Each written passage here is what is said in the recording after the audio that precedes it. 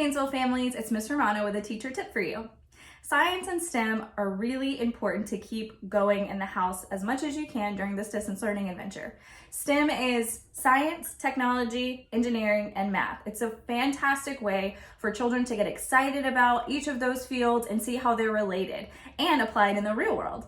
So our first STEM activity includes a shoebox, scissors, which depending on the age of the child might need to help or supervise with, 2 pencils, and 4 rubber bands. Now I don't have traditional rubber bands here at my house, so I just use hair ties, whatever works for you. What I want you to do is give your child these materials and the directions to engineer or build a catapult. A catapult for your peeps, a catapult for jelly beans, whatever it is that you have on hand. That's all. You might want to set a time limit, maybe 15, 20 minutes.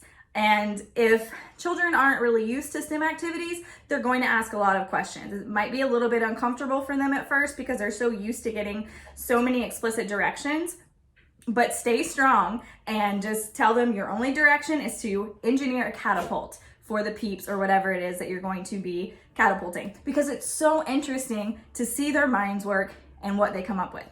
Our next activity is a science investigation. You want 3 clear bowls. This one is a little bit bigger just because I didn't have 3 of the same smaller size. And then 3 liquids. Today I'm using vinegar, soda, and water. I just wanted 3 clear liquids. You can use anything you have on hand, different kind of soda, maybe some liquid soap, anything you want.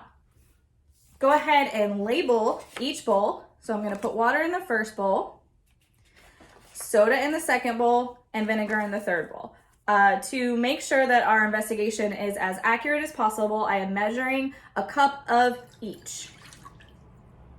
So there's our cup of water.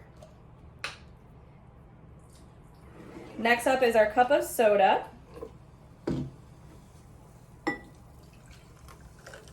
And finally, our cup of vinegar.